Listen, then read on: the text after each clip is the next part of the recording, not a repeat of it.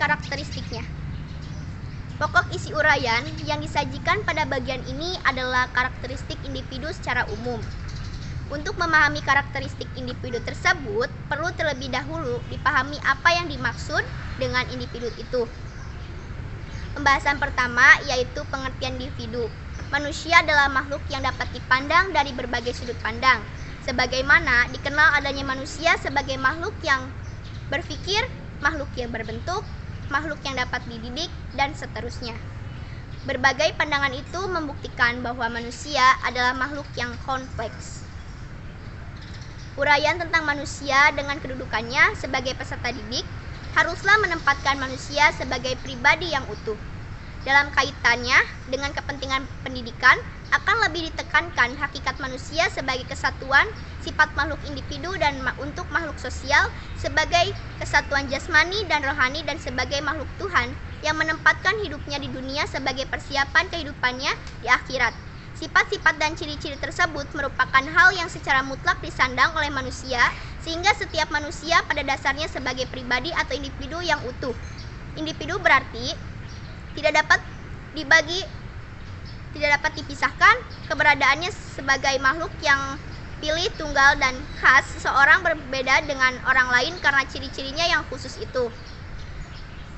Individu adalah kata benda dan individual yang berarti orang, perorangan, atau oknum. Berdasarkan pengertian tersebut, dapat dibentuk suatu lingkungan untuk anak yang dapat merangsang perkembangan potensi-potensi yang dimilikinya dan akan membawa pertumbuhan apa saja yang diinginkan dalam kebiasaan dan sikap-sikapnya. Jadi, anak dibantu oleh guru, orang tua, dan orang dewasa lainnya untuk memanfaatkan kapasitas dan potensi yang dibawanya dalam mencapai pertumbuhan dan perkembangan yang diinginkan. Kedua, yaitu karakteristik individu. Setiap individu memiliki ciri dan sifat atau karakteristik bawaan atau heredity, dan karakteristik yang diperoleh dari pengaruh lingkungan. Karakteristik bawaan merupakan karakteristik keturunan yang dimiliki sejak lahir, baik yang menyangkut faktor psikologis maupun faktor biologis. Natur dan nurtur merupakan istilah yang biasa digunakan untuk menjelaskan karakteristik individu dalam hal fisik, mental, dan emosional pada setiap tingkat perkembangan. Menurut Kamus Besar Bahasa Indonesia tahun 2008, karakter merupakan sifat-sifat kejiwaan, akhlak atau budi pekerti yang membedakan seseorang dengan orang lain. Dengan demikian, karakter adalah nilai-nilai yang unik, baik yang terpatri dalam diri dan terwajantahkan dalam perilaku. Kementerian Pendidikan Nasional 2010. Karakter dapat dimaknai sebagai nilai dasar yang membangun pribadi seseorang, terbentuk baik karena hereditas maupun pengaruh lingkungan yang membedakan dengan orang lain, serta diwujudkan dalam sikap dan perilakunya dalam kehidupan sehari-hari. Sikap dan perilaku budi pekerti atau nilai-nilai karakter mengandung 5 jangkauan, yaitu hubungannya dengan Tuhan, diri sendiri, keluarga, masyarakat dan bangsa, dan alam sekitar. Nilai-nilai karakter tersebut adalah: yang pertama, yang berhubungan dengan Tuhan, beriman, bertakwa, bersyukur, jujur, berdisiplin, pemaaf, pemurah, penyayang. Yang kedua, yang berhubungan dengan diri sendiri, bekerja keras, berani memikul risiko, berdisiplin, berhati lembut atau berempati, berpikir matang, berpikir jauh ke depan, bersahaja, bersemangat, bersikap konstruktif, bertanggung jawab, bijaksana, cerdik, cermat, dinamis, efisien, gigih, hemat, jujur. Menghargai kesehatan, menghargai waktu, pemaaf, pemurah, pengabdian, rajin, ramah tamah, rasa kasih sayang, berkorban, sabar, setia, adil, hormat, tertib, sportif, tegas, tekun, tepat, janji, atau amanah terbuka. Selanjutnya, yang berhubungan dengan keluarga, bekerja keras, berpikir jauh ke depan, bijaksana, cerdik, cermat, jujur, berkemauan keras, lugas, menghargai kesehatan, menghargai waktu, tertib, pemaaf, pemurah, pengabdian, ramah tamah, rasa kasih sayang, rela berkorban, sabar, setia, adil, hormat, sportif, susila. Yang selanjutnya berhubungan dengan masyarakat dan bangsa, bekerja keras, berpikir jauh ke depan, bertoleransi, bijaksana, menghargai kesehatan, menghargai waktu, pemurah, pengabdian, ramah, adil, hormat, sportif, susila, tegas, tepat, dan amanah. Yang selanjutnya berhubungan dengan alam sekitar, bekerja keras, kesehatan, pengabdian, mencintai lingkungan.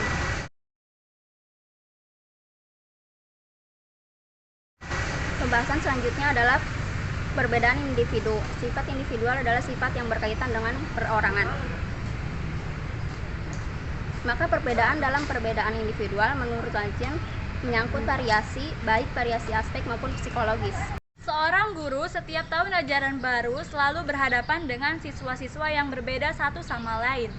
Siswa-siswa di dalam satu kelas memiliki ciri dan sifat-sifat yang berbeda. Mungkin sekali dua orang terlihat hampir sama atau mirip, akan tetapi jika diamati secara cermat, antara keduanya pasti terdapat perbedaan. Menurut Gary 1963, Oxendine mengategorikan perbedaan individual ke dalam bidang-bidang seperti yang pertama, perbedaan fisik, meliputi jenis kelamin, usia, berat badan, tinggi badan, bentuk muka, bentuk mata, warna kulit, rambut, pendengaran, penglihatan, nada suara, bau badan, kemampuan bertindak, golongan darah, kecepatan berlari, kecepatan renang, tinggi loncatan, dan semacamnya. Kemudian ada juga perbedaan sosial, seperti status ekonomi, agama, kelompok keluarga, kelompok sosial, suku, dan semacamnya. Kemudian ada juga perbedaan kepribadian, meliputi watak, motif, minat, sikap, pikiran, perasaan, kehendak, perilaku, dan sejenisnya. Kemudian ada juga perbedaan intelijensi dan kemampuan dasar seperti tinggi, sedang, rendah, atau sangat mampu, mampu, dan kurang mampu. Selanjutnya ada perbedaan kecakapan atau kepandaian di sekolah seperti sangat cakap, cakap, kurang cakap, atau sangat pandai, pandai, kurang pandai. Kemudian ada perbedaan kognitif, yaitu perbedaan kemampuan yang berkaitan dengan penguasaan ilmu pengetahuan dan teknologi. Kemampuan ini sangat ditentukan oleh intelijensi individu. Yang ketujuh, perbedaan individual dalam kecakapan berbahasa. Kemampuan tiap individu dalam berbahasa berbeda-beda. Kemampuan berbahasa merupakan kemampuan seseorang untuk menyatakan buah pikirannya dalam bentuk ungkapan kata dan kalimat yang penuh makna, logis, dan sistematis. Yang kedelapan, perbedaan individu dalam kecakapan motorik. Kemampuan motorik dipengaruhi oleh kematangan pertumbuhan fisik dan tingkat kemampuan berpikir. Karena kematangan pertumbuhan fisik dan kemampuan berpikir tiap orang berbeda-beda, maka kecakapan motorik setiap individu berbeda-beda pula. Yang kesembilan, perbedaan dalam latar belakang. Latar belakang keluarga, baik dilihat dari segi sosial ekonomi maupun sosial kultural individu adalah berbeda-beda. Demikian pula lingkungan sekitarnya, baik lingkungan sosial maupun lingkungan fisik, memberi pengaruh yang berbeda-beda.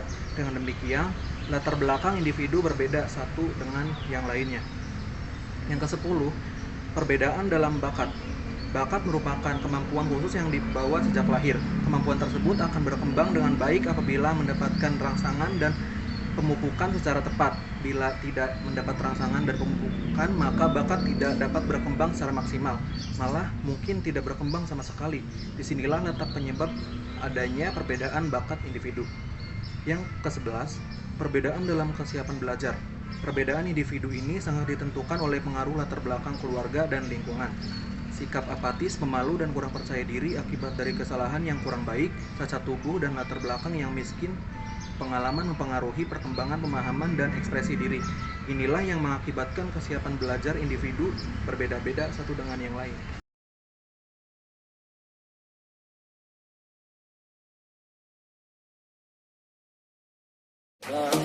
You